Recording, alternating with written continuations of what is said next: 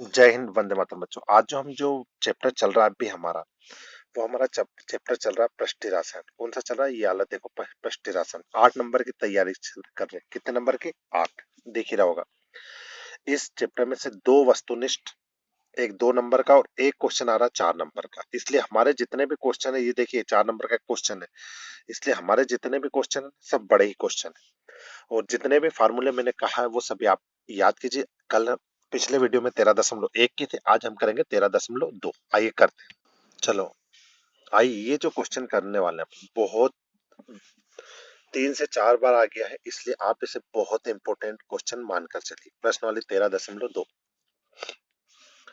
ऊंचाई 14 सेंटीमीटर वाले एक लंबवती बेलन का वक्र पृष्ठीय क्षेत्रफल 88 सेंटीमीटर। तो बेलन के आधार का व्यास, देखो व्यास का सूत्र होता है 2r। क्या होता है व्यास का सूत्र? 2r। अब आप ये देखिए, व्यास का सूत्र क्या होता है? 2r।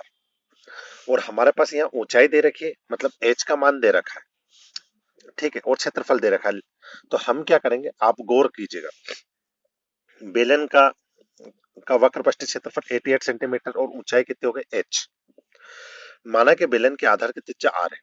अब आप सभी को पता होगा कि बेलन का व, वक्र पृष्ठीय क्षेत्रफल होता है 2 पाई आर एच। क्या होता है? ये जो सूत्र दे रखा है ना, 2 पाई आर एच। तो हम क्या करेंगे, सर्वप्रथम हम एक चीज देखिए, इसको थोड़ा सा बड़ा कर लेते हैं। ये वक्र पृष्ठीय क्षेत्रफल की जगह हमने क्या करा, ये यहाँ पर वक्र पृष्ठीय क्षेत्रफल बराबर लिख लिया 2 पाई आर एच। ये 88, क्योंकि ये हमें सूत्र में सवाल में दे रखा है। ये 2 की जगह 2 है। 22/7 पाई का मान होता है, याद रखिए। आर जो हमें ज्ञात करना है, और जो एच है, एच हमें दे रखा है, ये एच कितना दे रखा है? ऊंचाई 14 सेंटीमीटर। हम 7 एकम 7, 7 दूनी 14, 2 का गुणा 22 में करेंगे तो 44, 44 में 2 का गुणा करेंगे तो 88।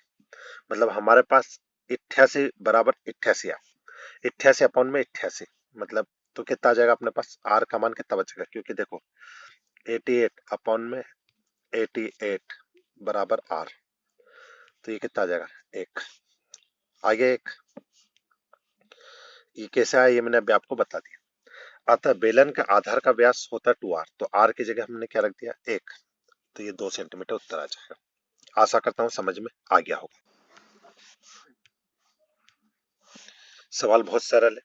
धातु की एक चादर से 1 मीटर ऊंची और 140 सेंटीमीटर व्यास के आधार वाली एक बंद बेलनाकार टंकी बनाई जाती है। कितने वर्ग मीटर चादर की आवश्यकता होगी? आप सभी को एक बात बता देता हूँ, जब भी हम ये सवाल इस तरीके के सवाल करते हैं, तो जो हमें सबसे पहले सवाल जो है, जैसे ये मीटर में है ना, तो या तो आप पूरे सवाल को मीटर में कर दो या फिर पूरे सवाल को सेंटीमीटर में। मतलब इकाई एक जैसे होनी चाहिए। चलो, बेलन के आधार की त्रिज्या आर 140 सेंटीमीटर,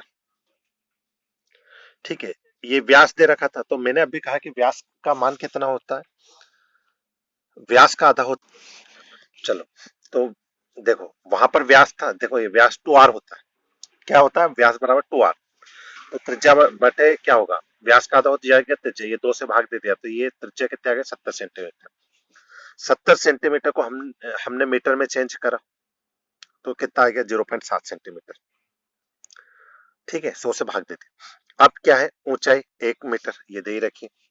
तो हमारे पास एक सूत्र होता है बेलन का पृष्ठीय क्षेत्रफल, 2 pi are are plus H. वक्र पृष्ठीय नहीं, कुल पृष्ठीय क्षेत्रफल 2 pi are are plus H.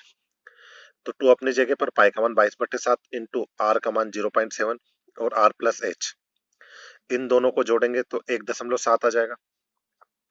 कितना आ जाएगा? 1.7। 22×2 = 44, 44 में इसको इंटू करेंगे तो ये जो भी इंटू करने पर, ठीक है, यहाँ पॉइंट हटाएंगे तो नीचे 70 आ जाएगा, ऊपर 7 आ जाएगा। 10 10 तो 44 में 10 का भाग देंगे 4.4। इन दोनों का आपस में गुणा करेंगे तो कितना आ जाएगा आपके पास?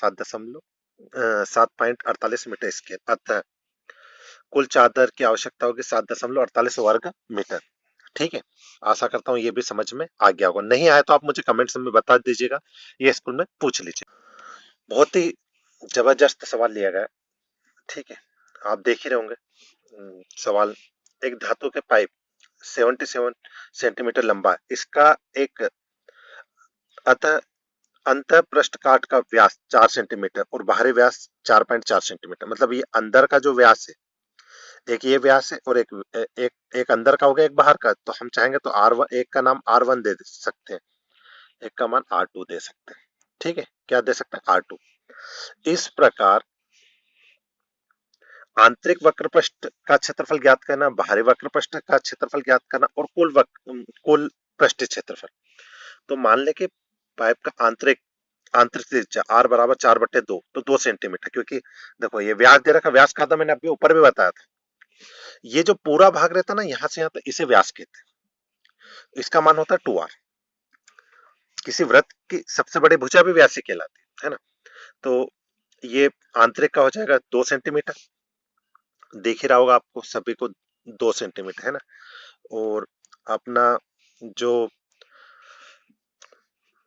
और ऊंचाई कितनी दे रखी? 77। तो पाइप का आंतरिक वक्रपष्टीय क्षेत्रफल 2 पाई आर एच। आपको करना कुछ नहीं, देखो ये 2 है तो 2 की जगह 2, पाई की जगह 22/7 इंटू 2 इंटू 27। देखो मान ही रखा है, आर की जगह आर का मान 7 से, इस 7 से ये 77 काट देंगे तो कितनी बार जाएगा? 11 बार। 2 का इंटू 22 में कर दो तो 44, 44 दूना 88, 88 में 11 का इंटू कर दो 968 सेंटीमीटर। बहुत बढ़िया, कोई दिक्कत नहीं, मेरे हिसाब से कोई समस्या, इंटू करोगे तो ऑटोमेटिक आ जाएगा, मल्टीप्लाई। अब बाहर ही निकालना है, तो इसका आधा हो जाएगा 4.4 अपॉन में 2, तो 2.2 सेंटीमीटर। एच हो गया 77। Same to same formula 2 pi R. वक्र पृष्ठीय क्षेत्रफल क्या रहता है? देखो पृष्ठीय क्षेत्रफल का सूत्र अलग रहता है और वक्र पृष्ठीय क्षेत्रफल 2 पाई आर एच बेलन का। ये खोखला, ये बेलन नहीं। ठीक है, चलो अब थोड़ा सा बड़ा कर लेते हैं ताकि, हाँ, तो मैं आशा करता हूँ कि आपको समझ में आ रहा होगा। देखो 2 की जगह 2 हो गया, पाई की जगह 22/7, आर की जगह 2.2 और ये एच की जगह 77। तो इस 7 से इसको काट देंगे तो ये आ जाएगा 11। कितना आ जाएगा? 11। फिर वापस 22 दूना 44, 44 में 2.2 का गुणा करेंगे और जो आएगा उसमें 11 का गुणा कर देंगे तो कितना आ जाएगा? 1400 1064.80 सेंटीमीटर। ये बाहरी पृष्ठीय क्षेत्रफल हो गया। इसी प्रकार ये इसका पाइप का आंतरिक त्रिज्या 2 सेंटीमीटर और बाहरी क्या होगी? 2.2 ऊंचाई है। पाइप की ऊपरी वलय का क्षेत्रफल तो पाई बराबर, एक पहली बार ये सूत्र आप देखोगे, कौन सा वाला? ये वाला। तो आशा करता हूं कि ये इस वाले से R1 की जगह आंतरिक की जगह आंतरिक का और बाहरी की जगह बाहरी का मान रखेंगे और ये उत्तर आ जाएगा। ठीक है। और फिर इसी सवाल में उसने एक और पूछा, आंतरिक वक्रपष्टीय क्षेत्रफल प्लस बाहरी वक्रपष्टीय क्षेत्रफल, ऊपर के क्षेत्रफल और नीचे का क्षेत्रफल, चारों को जोड़ देंगे तो ये उत्तर आ जाएगा। ठीक है, तो चलो आइए चौथे सवाल। चौथा क्वेश्चन, ये भी बड़ा जबरदस्त क्वेश्चन लिया है। देखो थोड़ी सी मशक्कत जरूर करनी पड़ेगी, लेकिन प्रैक्टिस करोगे तो जरूर, वो मेहनत तो हर काम में ही करनी पड़ती है। आइए सवाल पे। एक रोलर का व्यास 84 सेंटीमीटर, व्यास कितना हो गया? 84 सेंटीमीटर, लंबाई 120 सेंटीमीटर। एक खेत में खेल के मैदान में एक बार चक्कर लगाने पड़ते हैं। खेल के मैदान का क्षेत्रफल ज्ञात कीजिए। तो हमें पता है कि जब रोलर की त्रिज्या, मैंने क्या कहा, अपने को व्यास दे रखा है 84, तो त्रिज्या कितनी हो जाएगी? 42 सेंटीमीटर। कितनी हो जाएगी? 42 सेंटीमीटर। और चूंकि इसे मीटर में निकालना है, तो इसको जब 42 को 100 से भाग देंगे तो 0.2 मीटर। ये ऊंचाई अपने पास 120 सेंटीमीटर है, तो अब मीटर से अपन ने काय में चेंज कर दी, सेंटीमीटर को काय में चेंज कर दिया? मीटर में। रोलर का भारी वक्रपष्टीय क्षेत्रफल 2 पाई आर एच। बस आपको कुछ नहीं, मान रखो, 2 की जगह 2, पाई की जगह पाई का मान, और से ये आर की जगह आर का मान और एच की जगह एच का मान, इनटू करोगे उत्तर आ जाएगा। रोलर को एक चक्कर में समतल मैदान का क्षेत्रफल लिया गया 3.168। अब आपको रोलर को 500 चक्कर में समतल मैदान का, तो 500 का इंटू कर दो। हमें एक चक्कर निकाल लिया हमने 2 पाई आर एच वक्र पृष्ठीय क्षेत्रफल, तो उसमें 500 का गुणा कर देंगे तो उत्तर आ जाएगा। ठीक है, चलो ये भी सवाल हो गया। आइए ये प्रश्न वाले भी, ये सवाल भी थोड़ा सा बड़ा। किसी बेलनाकार वस्तु का व्यास, बेलनाकार वस्तु का व्यास 50 सेंटीमीटर है, ऊंचाई 3.5, 12.5 रुपए प्रति मीटर की दर से वक्र पृष्ठ का व्यास ज्ञात कीजिए। आपको करना कुछ भी नहीं है। देखो मैं आपको सीधा सा बता रहा हूँ, आप कुछ मत करो। स्तंभ का की त्रिज्या, क्योंकि हमें व्यास दे रखा तो त्रिज्या कितनी हो जाएगी, 25 सेंटीमीटर। व्यास का आधा हो गया त्रिज्या। अब इसको हमने मीटर में कन्वर्ट कर दिया, सेंटीमीटर को मीटर में चेंज करते हैं तो 100 से भाग देते हैं। ठीक है। अब ऊंचाई, ऊंचाई कहां पर है भैया, ये ऊंचाई 3.5 मीटर, क्योंकि मीटर में थी। अब वक्रपष्टीय क्षेत्रफल, स्तंभ का वक्रपष्टीय क्षेत्रफल होता है 2πr/h, वही बेलन का। आप 2 की जगह 2 रखो, पाई की जगह 22/7, ये 0 पॉइंट इंटू करेंगे तो कितना आ जाएगा, 5.5 मीटर। अब 1 मीटर पेंट कराने, एक मीटर स्क्वायर पेंट कराने का व्यय 12.5 रुपए।